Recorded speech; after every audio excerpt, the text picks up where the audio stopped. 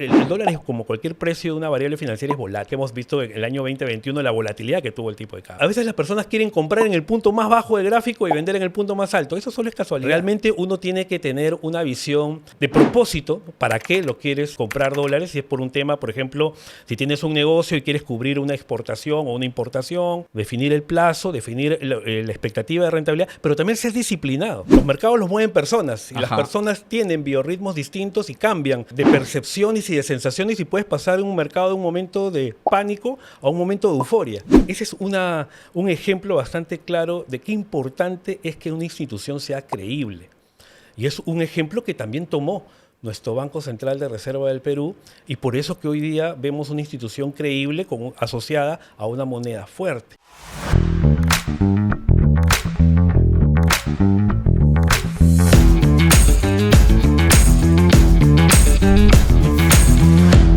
Mario, una primera curiosidad para hablar. Sí, es increíble, la verdad, cómo el tipo de cambio genera, por más que las personas no tengan dólares o no estén expuestas directamente, sea un depósito o no tengan créditos, el tipo de cambio refleja la percepción de la estabilidad económica del Perú. Y esto es algo que lo tenemos bastante, como mencionas, bastante metido en el chip, y es una especie de tara que viene de una experiencia muy fuerte que tuvimos en los 80, que fue la hiperinflación, ¿no? Donde la moneda perdió tanto valor que pues la gente no tenía más refugio en ese entonces que adquirir dólares, ¿no? El famoso Ocoña Street. Y nos quedó un poco esa tara de esa época. No solo nos quedó, sino creo que también se ha transmitido en el ADN. En generaciones. Porque ¿no? hay gente que no vivió esa época, o que era muy chica en esa época, y que también o tiene dólares, o está obsesionada con el dólar, o quiere saber en cuánto va a cerrar el dólar mañana. Sí, esa es la pregunta del millón, ¿no? ¿Cuánto va a cerrar el tipo de cambio el 31 de diciembre a las 12 del día? Es una pregunta que recurrentemente nos hacen y en realidad pues nadie tiene la bola de cristal, ¿no? Pero si la tuviéramos seríamos millonarios y estaríamos especulando con eso. Uno puede analizar por ahí un poco las tendencias, es verdad, pero sí, es algo que es distinto de en otros países, ¿no? Y si bien es cierto, como mencionas, las nuevas generaciones no han pasado por esas experiencias traumáticas, varias estructuras han quedado, ¿no? Como por ejemplo el hecho que nosotros en la práctica tengamos un esquema donde todavía el dólar tiene un poder de transacción importante, ha bajado, lógicamente hemos tenido niveles de dolarización y se han hecho esfuerzos para ello y la dolarización se ha reducido de manera significativa, pero aún sigue siendo una variable clave para percibir si el país está o no está estable. Ahora, Mario, ni tú ni yo sabemos en cuánto va a cerrar el dólar mañana o dentro de 3, 4 días, pero cuando yo te conocí hace muchos años y yo era periodista y tú eras analista económico, y una de las cosas que hacías como analista económico era proyectar el precio del dólar a fin de año, por ejemplo, eras el analista que más le acertaba. ¿Cuál es la salsa secreta? ¿Cuál es el secreto de la Coca-Cola para más o menos atinarle esas tendencias de mediano y largo plazo? Yo creo que ahí lo que utilizábamos mucho era una combinación de análisis en realidad. Lógicamente está el fundamento económico que le da la dirección, la lectura de las variables internacionales, pero también la lectura de la psicología de la gente. Y es que los mercados financieros en general son ciclotímicos, ¿no?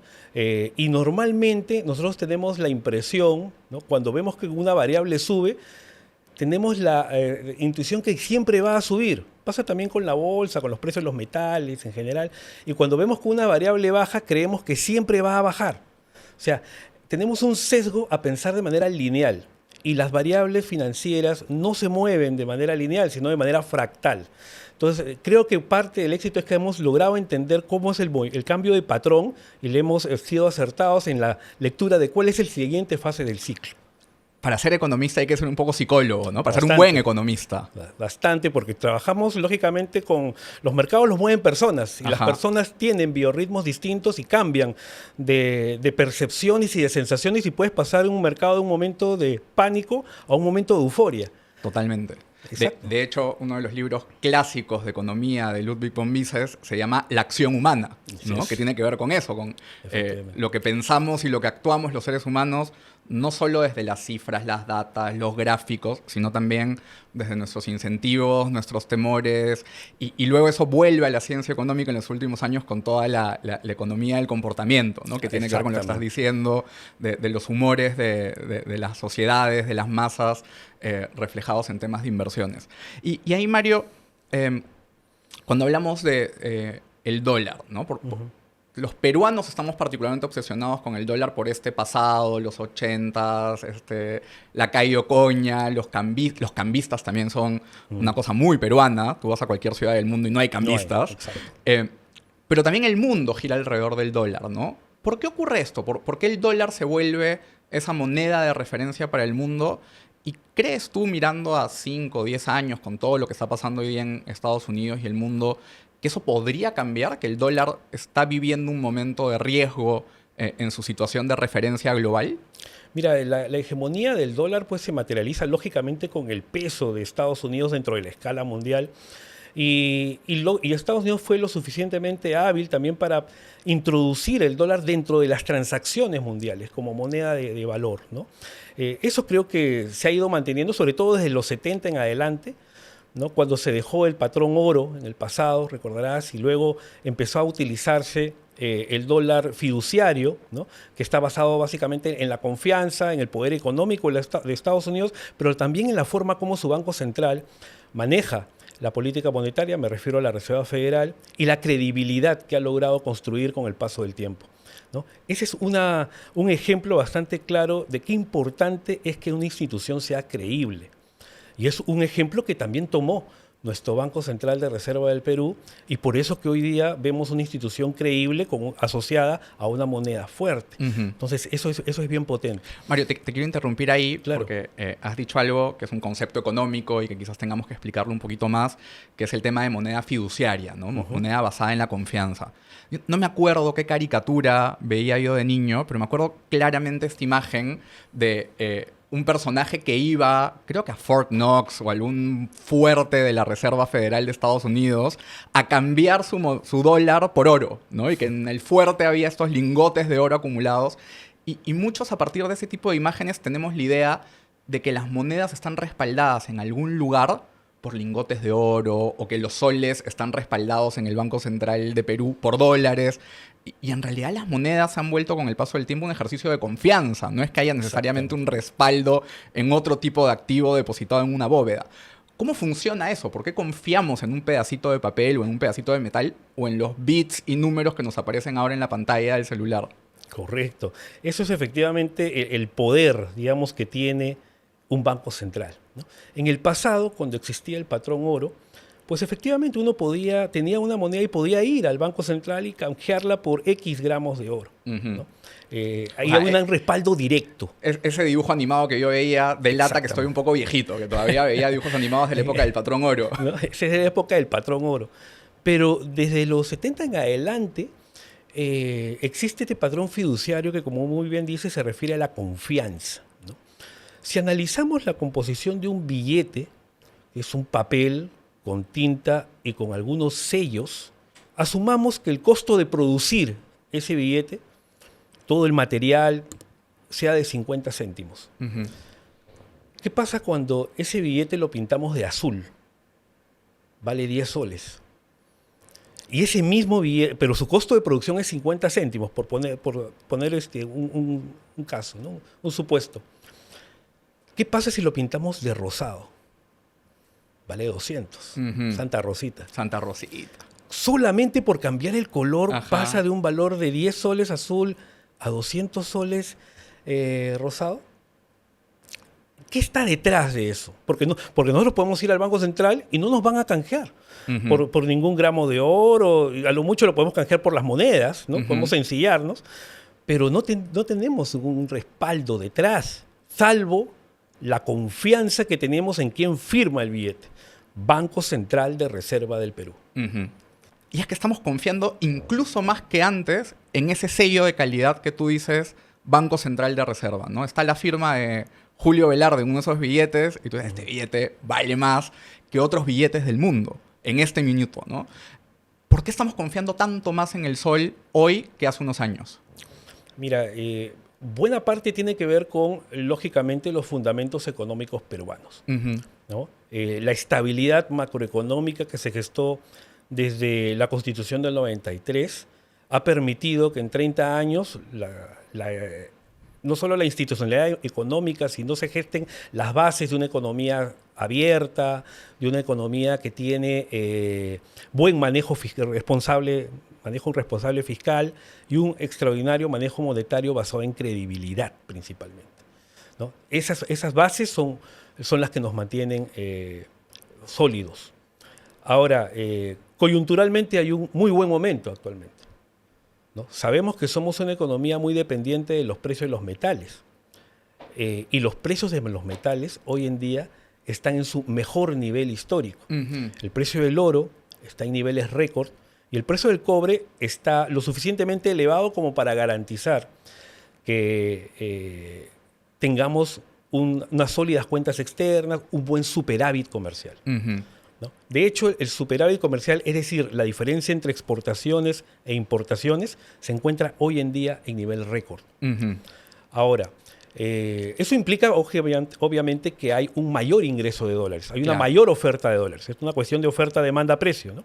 La oferta es mayor que la demanda, el precio del dólar, que es el tipo de cambio, baja.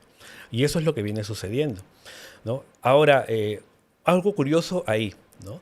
En realidad, antes uno podía analizar de que el flujo de dólares producto de este canal comercial, le vamos a llamar de exportaciones e importaciones, iba de la mano con los flujos de dólares que uno veía pasar por el mercado cambiario, ¿no? Que es el movimiento que se termina observando eso en el movimiento de las reservas internacionales. Y había cierta consistencia entre lo otro, lo cual es normal, ¿no? Un exportador vende $100, pues esos $100 uno los debería ver pasar por el mercado cambiario. Eso se terminó quebrando hasta el día de hoy a partir del 21. De 2021. Del 2021. A partir del 2021 se quiebra ese comportamiento y aproximadamente ahora de cada $100, aproximadamente la mitad los ve pasar uno por el mercado cambiario. Y mira... Mario, mencionaste otro concepto que también siempre genera muchas confusiones en la gente, que son las reservas internacionales.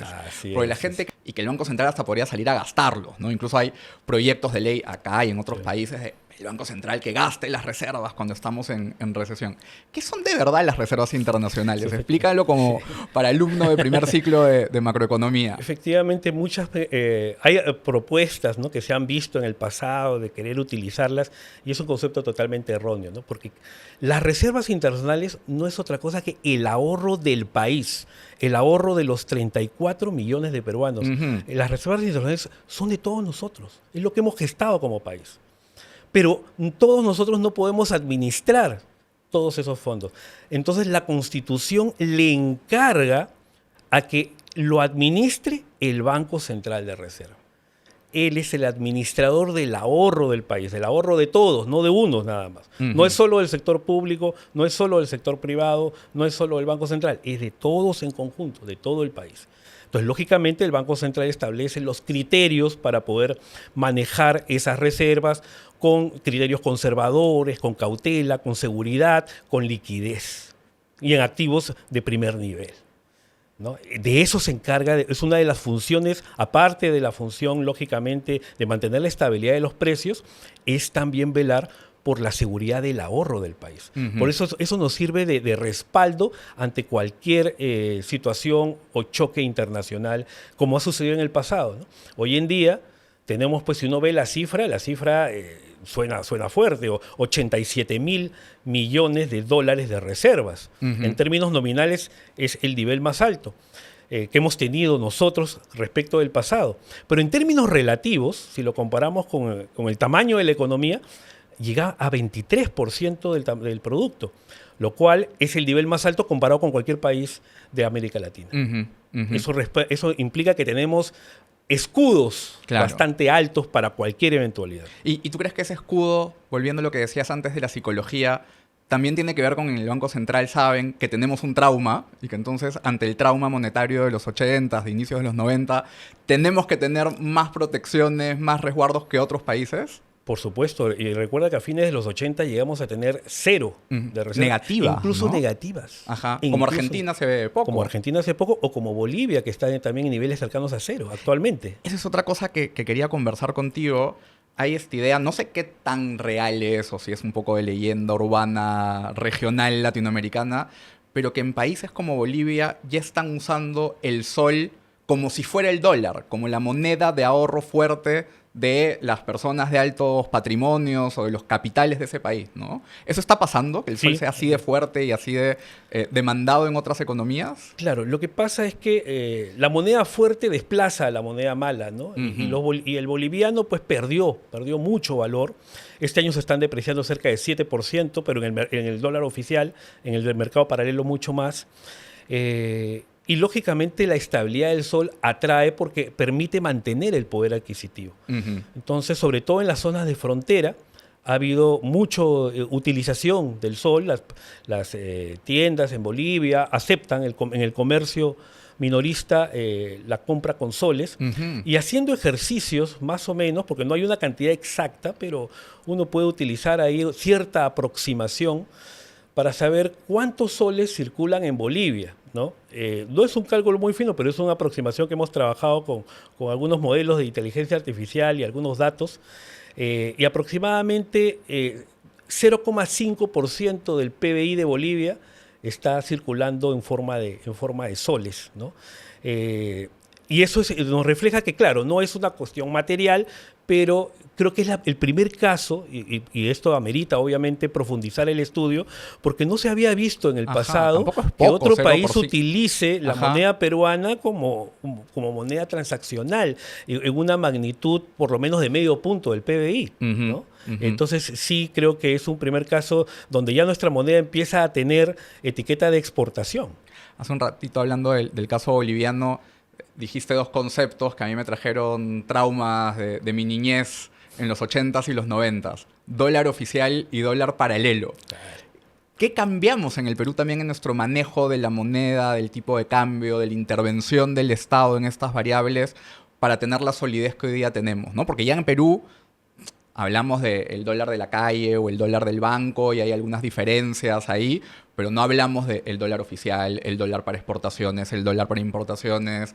Los más memoriosos de este stream se acordarán el dólar MUC. El dólar MUC, ¿no? Claro. ¿Cuál es el modelo que tenemos en Perú para que circulen los dólares, los soles y se cambien en nuestra economía? Mira, estos esquemas de intervenir, de fijar precios, creo que hasta la saciedad y sobre todo en muchos casos de América Latina y no solo en Perú, lo hemos visto en Bolivia, lo hemos visto en Argentina recientemente, con una multiplicidad de distintos tipos de cambio y que al final terminan siendo contraproducentes porque buscan controlar cuando a la hora de controlar se genera un mercado negro que termina elevando el precio a un nivel mucho más caro en perjuicio de las personas y el poder adquisitivo de la población. Y eso pasó el Perú también por una experiencia tan traumática como tener tipos de cambio controlados, ¿no? Como este famoso dólar MUC. Pues lo que se hizo fue liberar el mercado cambiario, ¿no? Perú liberó su mercado cambiario, libre oferta y demanda, aunque con un esquema particular. No es un dólar totalmente libre. Es un sistema de flotación sucia, le llaman. ¿Cómo funciona esto? El sistema de flotación sucia es un sistema en el cual interactúa la oferta y la demanda, se determina el precio, pero en situaciones en las cuales hay volatilidad extrema que puede perjudicar el buen funcionamiento del mercado, interviene el Banco Central. El Banco Central tiene opción de intervenir en el mercado cambiario, pero solo para evitar movimientos bruscos del tipo de cambio. No para conducir dirección, ni para arriba, ni para abajo, ni para fijar niveles. Solo para que la volatilidad se reduzca. Y esa ha sido la razón de las intervenciones que ha tenido el Banco Central cuando hemos tenido episodios de crisis por factores externos o por factores locales a lo largo de la historia cambiaria del Perú. Pero en ese esquema el Banco Central no busca cambiar o resistir tendencias, ¿no? Lo que busca es simplemente administrar esa volatilidad. Que normalmente es momentánea. Después pasa y lógicamente el Banco Central sigue permite que el mercado funcione apropiadamente. Se acomode un poquito más gradualmente. Claro, ¿no? porque era un mercado todavía pequeño, porque no tenemos un mercado tan desarrollado como las grandes monedas de los países desarrollados, ¿no? Donde incluso en esos mercados tan grandes hay niveles de intervención, ¿no? La Reserva Federal, el Banco Central de Suiza o el Banco de Japón también han intervenido en el pasado en sus mercados, pero en el caso del Perú, esa intervención ha sido puntual, ha ido decreciendo en el tiempo, ¿no? Ha dejado de ser directa y se ha vuelto más indirecta con otros instrumentos del Banco Central.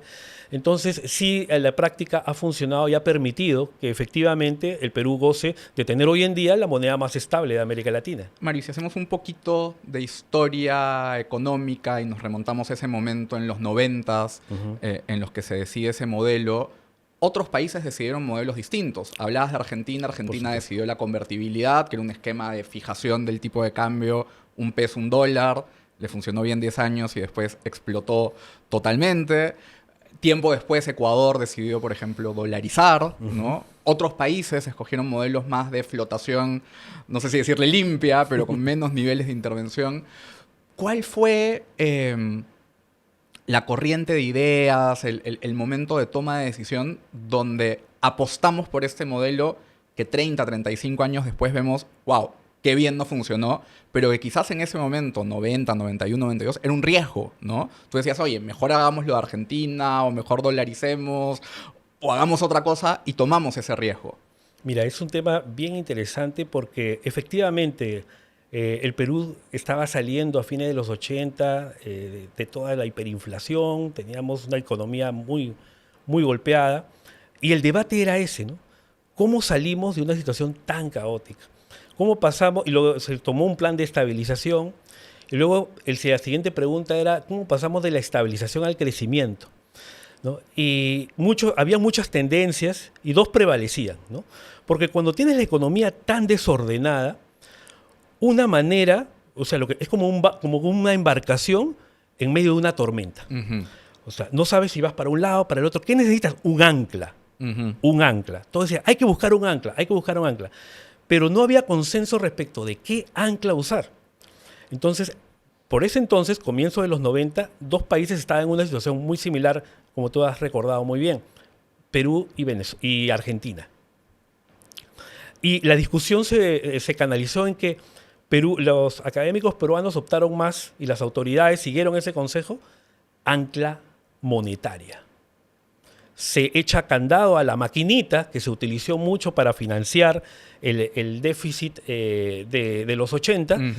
Se echó llave a las maquinitas, no más emisión de dinero, se frena la inflación y se reduce la volatilidad cambiaria. Y Argentina, en cambio, entró por el ancla cambiaria. Un peso igual a un dólar. Uno tenía un ancla monetaria, Perú, el otro tenía un ancla cambiaria, Argentina. ¿No? Efectivamente, al comienzo a Perú le funcionó bien desde un inicio y la inflación empezó a bajar de manera sostenida, ¿no? Y de los altos niveles de hiperinflación, 7.000% que tuvimos en el 90, terminamos con una inflación cercana de 0 10 años después. A Argentina le fue bien un tiempo, pero claro, cuando tú tienes amarrado a un ancla un peso igual a un dólar, eso puede funcionar en el corto plazo, pero la economía se va moviendo, la economía va cambiando. Y si no lo ajustas los instrumentos cambiarios a la situación de la economía, pues empiezan nuevamente los desequilibrios. Y eso fue lo que pasó. Se volvió a desequilibrar nuevamente la economía argentina y volvió a tener recurrentes episodios de crisis.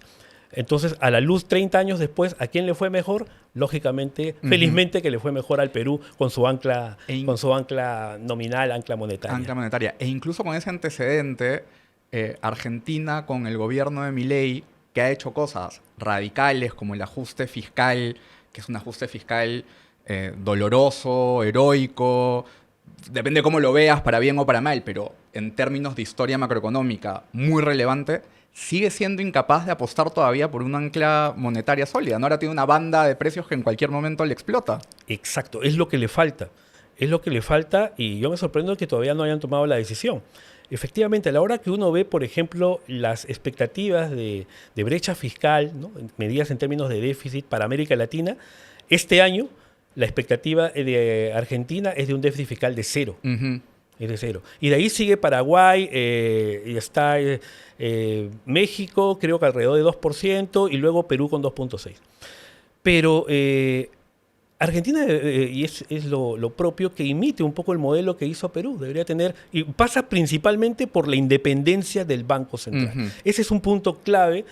Parte del éxito de la política monetaria peruana ha sido hacer un Banco Central independiente, autónomo totalmente, ajeno a la intervención política, y eso es parte del éxito. Y eso es lo que todavía, el paso que todavía le falta recién a Argentina. Tú mencionaste el caso de Ecuador, ¿no? De desaparecer el sucre y adoptar el dólar norteamericano como moneda, ¿no? Y incluso aparentemente uno podría decir, eso está funcionando bien. Cuando uno ve el ranking de inflación, Ecuador tiene una inflación de 1% para este año, menor que la de Perú incluso. O sea, Perú es el país que tiene la inflación más baja de aquellos que sí tienen moneda. Pero si vemos el ranking estricto de la región, lo tiene Ecuador. ¿Y cómo funciona eso? Un buen ejemplo de cómo funciona es que obviamente tú tienes en economía pues tus dos brazos, ¿no? El brazo de la política fiscal y el brazo de la política monetaria. Y en el caso de Ecuador, su brazo de la política monetaria pues era un brazo enfermo, era un brazo que le dolía mucho y Ecuador se quejaba mucho, me duele mucho el brazo. Le amputaron ¿Qué hacemos? el brazo. Le volamos el brazo. ¿Y ahora te duele? No, ya no me duele, pero ya no tienes el brazo. Claro. Y Esa Ecuador, es la cuando diferencia, tiene recesiones, ¿no? le falta un brazo para salir de ellas. Le falta un brazo para poder funcionar apropiadamente. Exactamente. Pero a veces también la gangrena es demasiado fuerte. Sí, pues, pero ahora, Milei estuvo tentado también a dolarizar a Argentina. Eso es lo que prometía, ¿no? Sin embargo, al final lo está pensando porque me puede pasar lo mismo que Ecuador. ¿Qué esquema escojo? Parecen estar en esa disyuntiva. Pero creo que la experiencia de Perú es muy aleccionadora para ver la forma como se manejó con independencia el Banco Central y se vuelve un Banco Central creíble, pasaste de una moneda estable. Mario, yo me pasaría horas hablando de macroeconomía comparada, pero creo que podríamos aburrir un poco a nuestro público. Claro. Así que quería preguntarte también, tú como analista económico, como alguien que además los periodistas, y me reconozco culpable de ello, te hemos hecho fama de buen analista económico del dólar. Gracias. Me imagino que te deben preguntar todo el tiempo en el almuerzo del domingo, en la parrilla con amigos, Mario, ¿qué hago con mis dólares? ¿Cuáles son los errores más comunes que ves en la gente cuando tiene que administrar sus dólares, sus ahorros, su exposición al tipo de cambio? Yo creo que ahí bueno, en primer lugar, lo más aconsejable siempre es diversificar, ¿no? O sea, evitar la especulación, ¿no? Si tus ingresos son en soles, tus gastos en soles, tranquilo, y no tienes mayores créditos ni depósitos en dólares, tranquilo, ¿no? O sea, se sigue manejando con el sol. No entrar a especular porque el dólar es como cualquier precio de una variable financiera, es volátil. Y lo hemos visto, las volatilidades que hemos visto en el año 2021, la volatilidad que tuvo el tipo de cambio. Yo doy ese consejo y nadie me hace caso. Sí. Y me dicen como, qué aburrido tu consejo. Ese es uno, ¿no? Diversificar. Dos, a veces las personas quieren comprar en el punto más bajo del gráfico y vender en el punto más alto. Eso solo es casualidad, ¿no? Realmente uno tiene que tener una visión de propósito. ¿Para qué lo quieres comprar dólares? Si es por un tema, por ejemplo, si tienes un negocio y quieres cubrir una exportación o una importación, o quieres hacer una inversión. ¿Qué plazo? Definir el plazo, definir la expectativa de rentabilidad, pero también ser disciplinado, ¿no? Comprometerse con ello. Entonces, y obviamente estar atento a las oportunidades, ¿no? Los niveles actuales que vemos, por ejemplo, del nivel más bajo de 5 años, pues claramente nos parece una oportunidad interesante para aquel que quiere construir, ¿no? Obviamente un portafolio de inversión en dólares y a un horizonte de mediano plazo, ¿no? Y tienes ahí una ventaja adicional porque las tasas de interés en dólares, que los maneja la Reserva Federal, recién a partir de septiembre han empezado a bajar y es probable que ahora en octubre sigan bajando. Cuando las tasas de interés bajan, los precios de los bonos suben, ¿no? Y por lo tanto, ahí puede haber un doble atractivo de tener un buen punto de entrada en un nivel bajo y encima tener un upside, ¿no? Una subida con la mejora de la valorización de los bonos en dólares. O sea, sí veo ahí una oportunidad interesante de inversión. Justo te iba a preguntar, Mario, ahora que has hablado de la tasa de interés y de estos factores más técnicos, más macroeconómicos que afectan al dólar, porque yo me quedé pegado con el tema de la psicología, porque me encanta la interacción de psicología y economía, pero también en esa coctelera, cuando calculas, oye, ¿cuánto va a estar el dólar a un año, a 2 años? entran esos factores técnicos, la tasa de interés. ¿Qué más? ¿Qué más miras? Ok. ¿Qué más podría mirar nuestro público? Por A ver, supuesto. quiero yo también ser como Mario y alucinar cuánto va a estar el dólar. ¿Qué tengo que fijarme? Mira, es complejo porque los factores que determinan el comportamiento del tipo de cambio no son estables, no son los mismos, van cambiando conforme pasa el tiempo. Hoy en día, por ejemplo, ¿cuál es la principal variable que determina el comportamiento del tipo de cambio? El precio del oro. Tiene la correlación que llamamos nosotros los economistas, ese grado de asociación que se mueve una y se mueve la otra, es el precio del oro. Y el precio del oro obviamente ha estado en récord recientemente y el tipo de cambio ha estado en su nivel más bajo.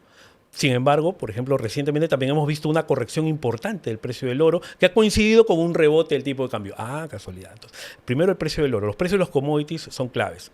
¿Qué más hay que ver? La política monetaria de Estados Unidos, ¿no? La Reserva Federal mueve los mercados definitivamente y hay que estar atentos a ver cuáles son las expectativas de las tasas de interés. ¿Qué más hay que ver? Los comportamientos de los inversionistas extranjeros, ¿no? Si el mercado peruano es un mercado donde el inversor extranjero tiene un comportamiento y puede ser material, cambia de dirección. Y el inversor extranjero no es que solamente tenga apetito por la moneda peruana, son generalmente inversiones regionales, ¿no? Y eso hace que también el sol peruano se mueva en dirección muy parecida al peso chileno, al peso colombiano, al peso mexicano, al real brasilero, principalmente al Alianza del Pacífico más Brasil. Esos son las guías, eso es lo que hay que ver. Aunque normalmente se mueven magnitudes más limitadas, ¿no? O sea, Bueno, lo que nos da las monedas de la región es dirección, Ajá. ¿no? Generalmente el sol sigue la dirección de las monedas regionales, pero siempre en menor magnitud. Cuando sube es la que menos sube y cuando baja es la que menos baja. Sí, por eso nos mantenemos, digamos, bastante estables, pero la dirección generalmente la dan las monedas de la región gracias a los flujos de inversionistas extranjeros que manejan estos portafolios regionales.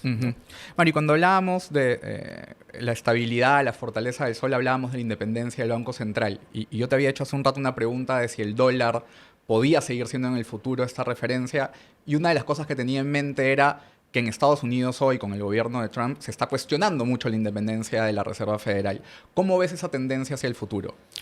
Sí, es verdad que ha habido mucho cuestionamiento, preocupación, cierta pérdida, digamos, de confianza en los activos financieros americanos. Sobre todo eso fue, digamos, después del anuncio de aranceles, el Día de la Liberación y toda esta volatilidad que hubo en el mes de abril del 25, ¿no? Y se generó esta desconfianza. Liberation Day. Exactamente. Y uno pudo ver los meses de mayo, junio, 2 meses en particular, donde hubo mucho flujo, tal vez hasta junio, diría abril, mayo, junio, un par de meses, donde hubo mucho flujo que salió de Estados Unidos y encontró refugio en en los mercados europeos. Y eso se reflejó en un fortalecimiento del euro significativo, de casi 15%. ¿No? Y un debilitamiento del dólar marcado. Entonces, la preocupación está, pero cuando uno ve las cifras y los flujos, desde el 1 de julio, el dólar norteamericano propiamente ya no alcanza nuevos mínimos. Hace 4 meses que el dólar ya no baja de ese nivel. Y más bien se mantiene abajo, pero sí en un rango lateral, ¿no? Tampoco es que esté subiendo, pero un rango lateral. Ahí también hay otra diferencia, ¿no? El tipo de cambio en el Perú lo hemos visto bajando, pero el dólar en Estados Unidos ya no baja. Esa también es otra diferencia importante que ahí los analistas de inversiones tomamos en cuenta, tomamos nota de esos movimientos. O sea que la bajada de esos últimos meses en Perú tiene que ver más con factores locales. O factores internacionales ajenos al dólar, como los precios de los metales. Que hablábamos del oro, ¿no? Que ha tenido un rally espectacular hasta más de $4.000 la onza. Sí, y luego, un último tema que te quería plantear, yo le voy a decir aquí al equipo de Cubo, tengo muchas ganas de poner en este mueble como un altarcito a Julio Velarde. No, por favor.